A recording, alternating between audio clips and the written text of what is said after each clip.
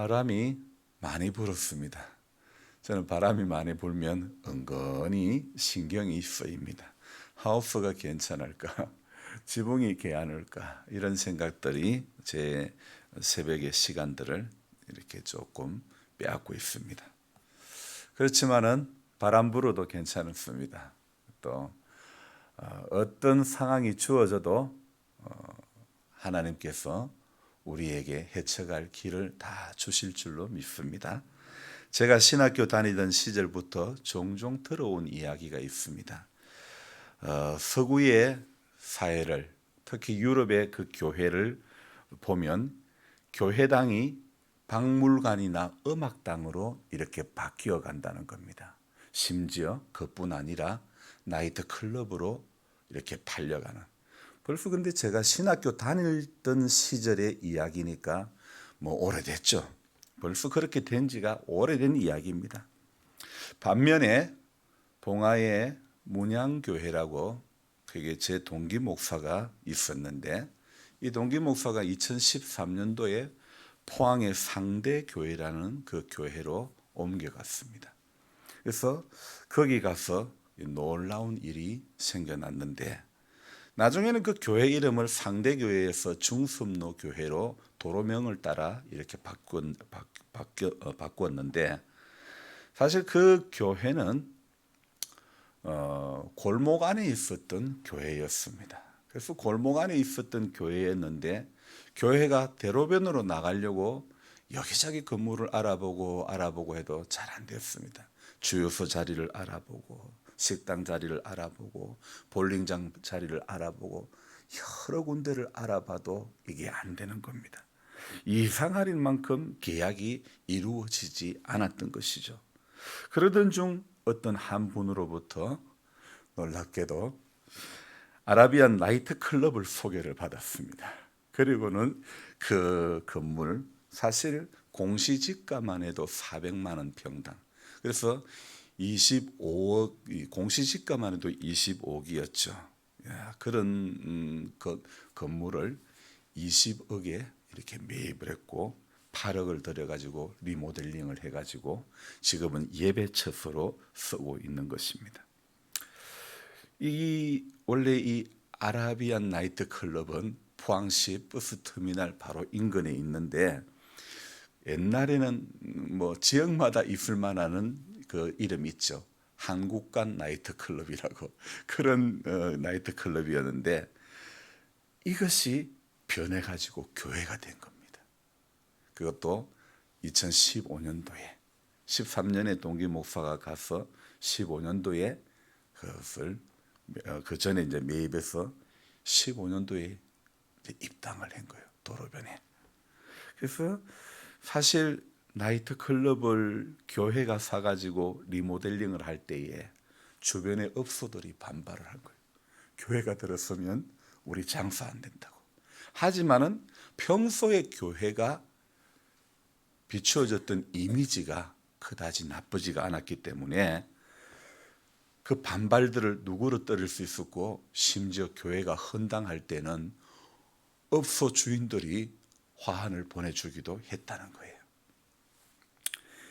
그래서 그 교회 교인들이 기독교가 쇠퇴하고 퇴락해 교회 건물이 술집으로 팔리고 있는 그 유럽의 교회와 점점 더 돈이 주인이 되는 만문화되어가는 한국의 교회, 결국에는 교회당 건물이 이상한 이단들에게 팔리고 그런 교회 건물들을 바라보는 사람들의 마음이 안타까워하며 이 세상의 시류에 역행하는 그런 교회의 모습이 그 교회 교인들이 안타까웠다는 거예요.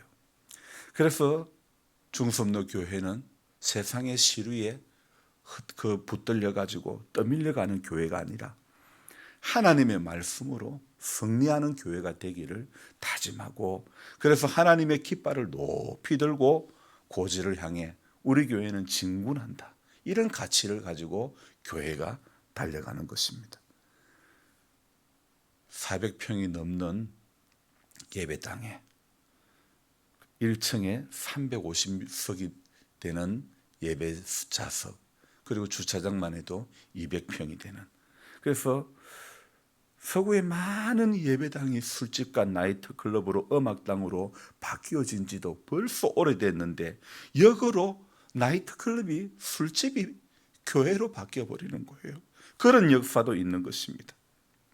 하지만 안타깝게도 코로나 시기에 수많은 중대형 교회들이 이렇게 매각이 되고 또 원치 않는 이단에 팔리고 그런 소문도 많이 들렸습니다. 여러분, 지금은 천주교에서 드리는 미사나 교회에서 예배를 드릴 때에 교회 안이 점점 텅텅 비는 교회들이 많습니다. 코로나가 시작하면서 비었던 교회 자리가 여전히 빈자리로 그대로 남아있는 교회들이 천지라는 거죠. 왜 그럴까요? 외적으로는 코로나와 같은 특수한 상황이 교회의 발목을, 모이는 성도의 발목을 잡기는 했지만은 근본적으로 사람들은요, 제도화된 종교를 외면하고 있다는 겁니다. 여러분, 이 중요한 이야기입니다. 왜 사람들이 제도화된 종교를 외면하고 있을까? 모든 종교는 영성이 있어야 되는 겁니다. 그런데 종교에서 영성이 빠지고 나니까 사람들의 마음이 떠나가는 거예요. 원래 종교는 제도나 조직을 위해서 생겨난 것이 아닙니다. 원래 종교는요, 사람들의 목마름, 사람들의 이 근원적인 갈증을 해결하기 위해서 종교가 존재한 거 아닙니까? 그래서 사람들의 목마름을 채워주기 위해서, 사람들의 근원적인 갈증을 해결해 주기 위해서 이렇게 생겨난 것인데, 바로 그것을 우리는 영성이라 이야기를 합니다. 예수님의 가르침도, 부처의 그 가르침도 중심에 영성이 있습니다. 그런데 언제부턴가 종교에서 이 영성이 빠져가는 겁니다. 그래서 그 자리를 바로 종교의 제도와 어떤 조직이 차지해버린 겁니다. 그래서 독일의 철학자, 유명한 철학자 니체가 이런 말을 했습니다. 진정한 기독교인은 아무도 없다. 예수밖에 없다. 그런 이야기를 했습니다. 여러분, 안타까운 말이 아닐 수가 없습니다. 그래서 서구 사회는 오래전부터 탈근대, 탈종교의 시대를 살고 있다고 말했던 것입니다. 반면에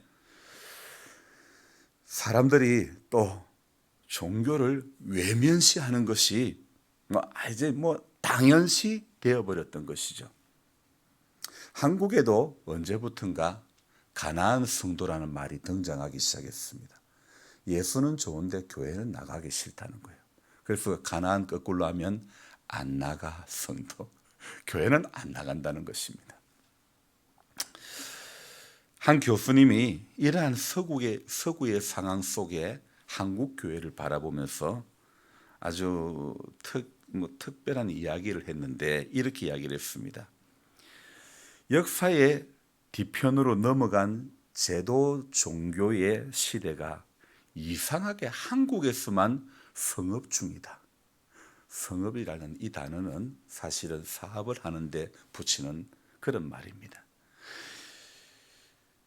역사의 뒤편으로 넘어간, 그래서 서구 사회가 제도화된 이 종교는 전부 쇠퇴가 되고 탈종교, 이렇게 탈근대, 이렇게 이 방향으로 가는데 한국에서만 이상하게 성업 중이다. 뭐가 성업 중인 거예요?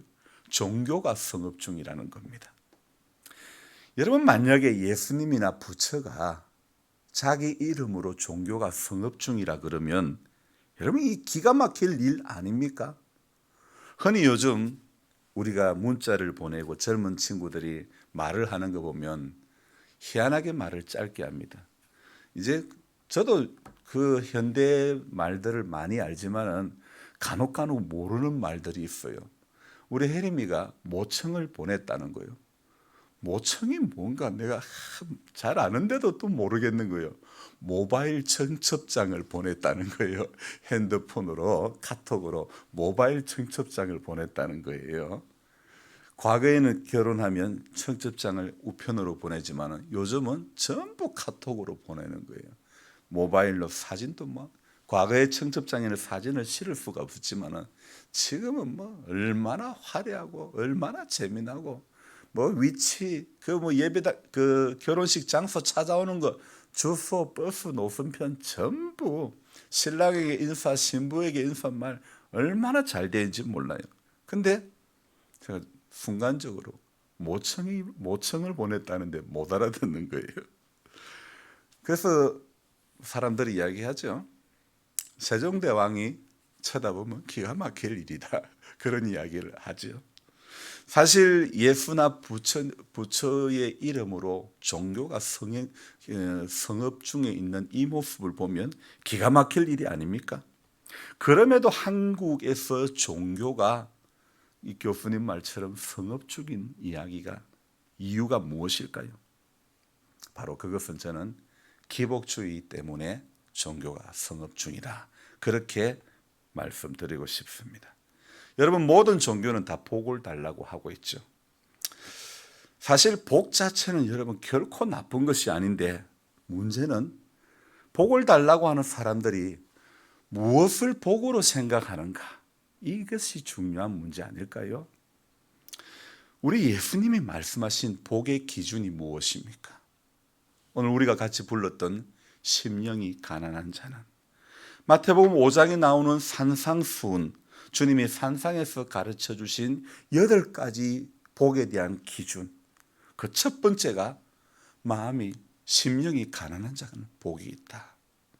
심령이 가난한 자는 천국이 저희 것이다. 하지만 요즘 교회에서는 심령의 가난을 좀처럼 말씀하고 있지 않다는 겁니다. 가난의 영성, 목마름의 영성을 이야기를 하고 있지 않다는 거죠.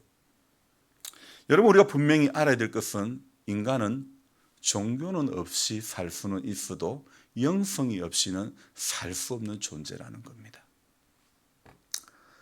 저는 기복적인 신앙은 세속적인 복락을 추구하는 것이라고 생각합니다.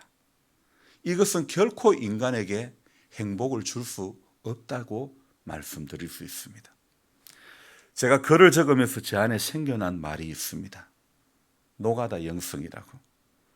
이상하게 남을 위해 섬기고 일을 할 때에 좀 힘든 일을 할 때에 영감이 풍성해진다는 느낌, 마음이 뜨거워진다는 느낌, 글이 쉽게 적어진다는 그런 느낌이 제 안에 드는 거예요.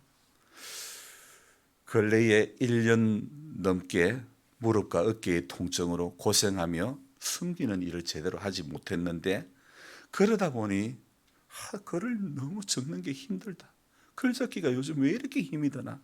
그렇게 제 안에 그런 마음들이 생겼는데 어제 교회와 사택을 짓는 그 현장에 전기공사하는 사람들을 붙여놓으러 갔지요. 간 김에 경량철 구조물인 그 건물에 기둥을 옮기는 중요한 작업을 제가 했습니다. 또 집에 와서 밭에 물을 주고 깨어져 새는 물통을 교환하고 다 연결해 놔놓고 예배당 로비로 오니 용인에서 오신 집사님이 제 얼굴을 보고 목사님 팬더 같아요. 그러는 거예요. 여러분 팬더 아시죠? 팬더 같다는 거예요. 온 얼굴이 각 파이프를 커팅한 그 가루가 묻어서 몰골이 말이 아니었던 거죠. 지난 토요일 날 아들 결혼식 전에 메이크업 한 제 사진과 팬더같이 변해버린 제 사진을 이렇게 비교를 해보니 어떤 분이 이 두 사람이 같은 사람이란 게 안 믿어진다. 그런 이야기를 합니다. 누가 같은 사람이라고 할 수 있을까 싶을 정도였죠. 분위기가 완전 다르니까. 하지만 온 몸과 얼굴에 묻은 그라인더 분진과 철 분진이 묻은 팬더 같은 제 얼굴도 제 얼굴이고 메이크업한 얼굴도 바로 제 얼굴입니다. 아이들에게 저는 메이크업이 지워졌을 때가 더 중요하다고 했습니다. 여러분 모두가 메이크업 한 상태로 살 수는 없습니다. 예수님이 이 땅에 오셔서 한 일은 메이크업을 하신 것이 아니라 스스로 주님은 메이크 다운을 하셨던 것입니다. 주님은 스스로 자기를 낮추셨습니다. 저는 이렇게 말씀드리고 싶습니다. 내가 메이크업하고 멋있게 머리를 손질하고 멋진 양복을 입는 것은 어쩌면 그것은 제도화된 목사의 모습이다. 이런 생각. 온 얼굴에 철가루 분진이 묻어 팬더같이 된 내 얼굴은 제도화된 목사의 모습을 벗어나 일상으로 들어가는 작은 예수의 모습을 비추어 가려는 조그마한 흔적이라고 말씀을 드리고 싶습니다. 오늘 우리가 읽었던 야고보서 이 말씀은 야고보서의 핵심 주제는 행함이라고 하는 주제입니다.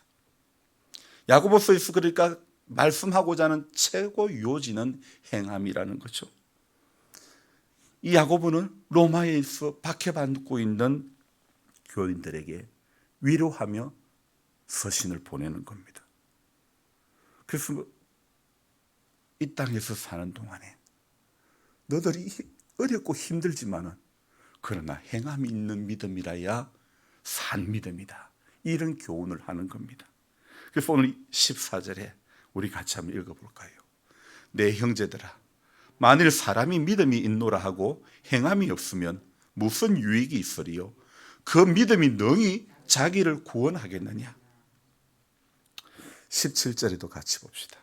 이와 같이 행함이 없는 믿음은 그 자체가 죽은 것이라.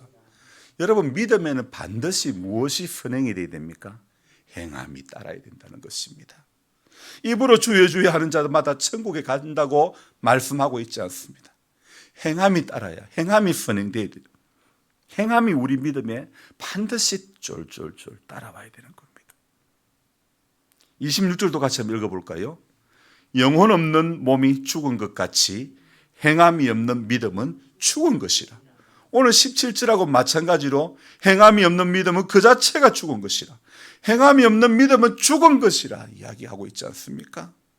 여러분, 어쩌면 제가 생각하는 목회는 제도화된 목사의 직을 버리는 것에서부터 출발하는 것이라고 말씀드리고 싶습니다. 제도화된 목사의 모양새를 버리고 팬더 같은 모양새라고 할지라도 예수가 걸어가셨던 길이 그 길이라면 오늘도 묵묵히 걸어가는 그것밖에 없지 않을까요? 저는 오늘도 다짐합니다. 가자. 내게 주신 은혜가 노가다의 영성이라 그러면 오늘도 땀 흘려 수고하며 주님의 마음을 기쁘시게 하는 그 길을 선택하자. 매달 14일은 제일 바쁜 날입니다. 부산 수영로 교회 팀에게 계란을 정기 배송하는 날이죠. 열심히 잘 포장해서 택배를 보내야 됩니다. 할 일이 태산 같아지지만은 그래도 건강히 받쳐주니 얼마나 감사한지 모르겠습니다. 얼굴은 팬더같이 되었다가 오늘 아침에 보니 눈이 빨간 걸 토끼 눈이라 그럽니까?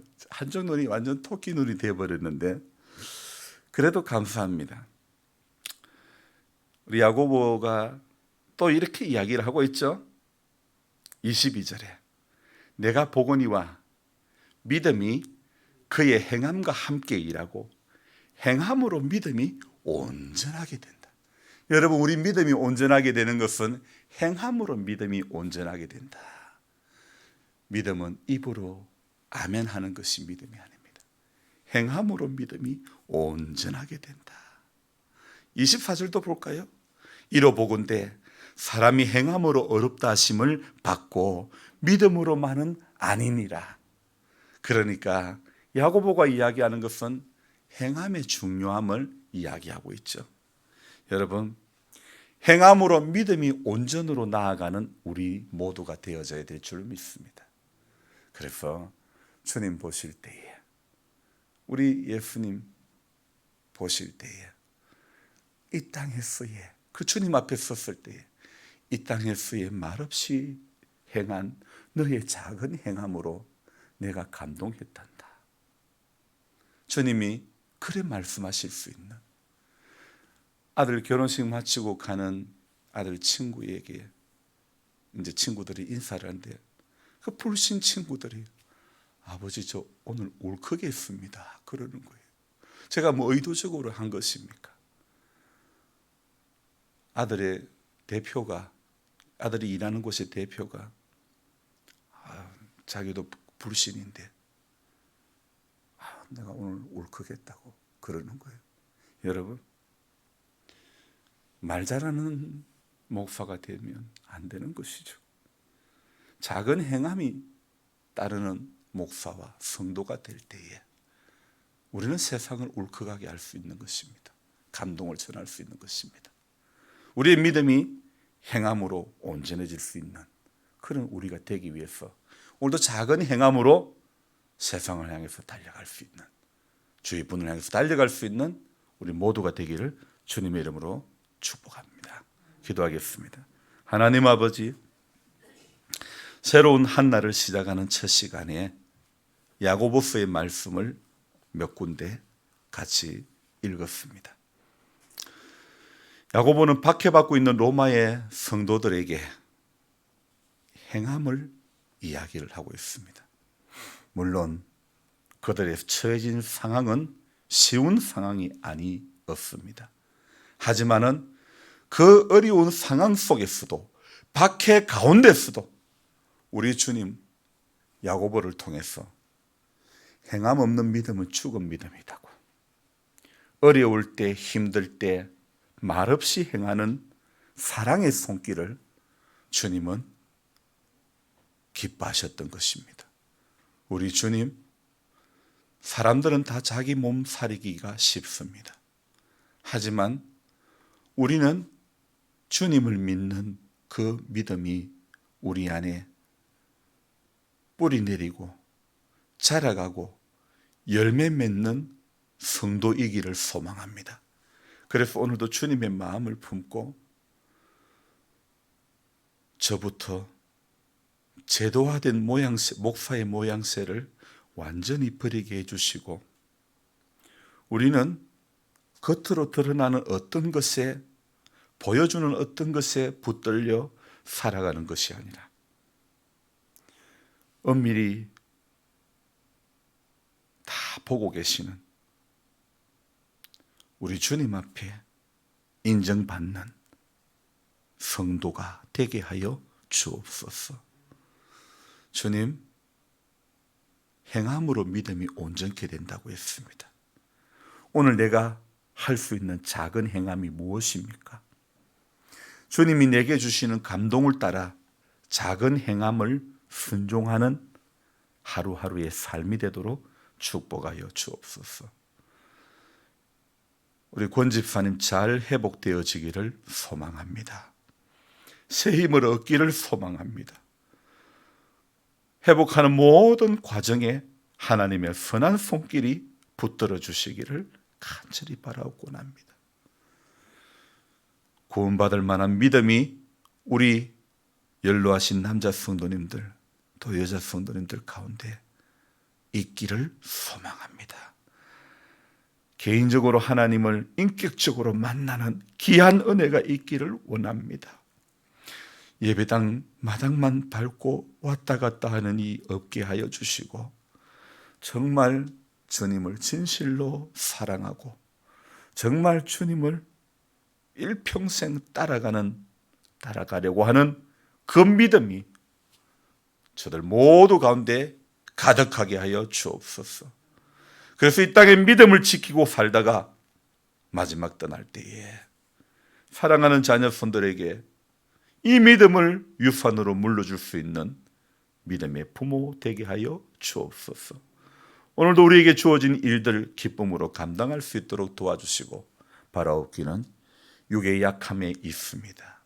강건함으로 붙잡아 주시고 내가 매일 기쁘게 순례의 길 행할 수 있는 은혜가 오늘도 위로부터 부어지기를 소망하며, 우리 모두는 기도하는 것 외에는 이런 이유가 없음을 믿사옵고 하나님 앞에 내 기도하는 시간이 가장 귀하고 복된 시간임을 믿음으로 고백하며 나아가는 이 새벽 되어지게 도와주옵소서.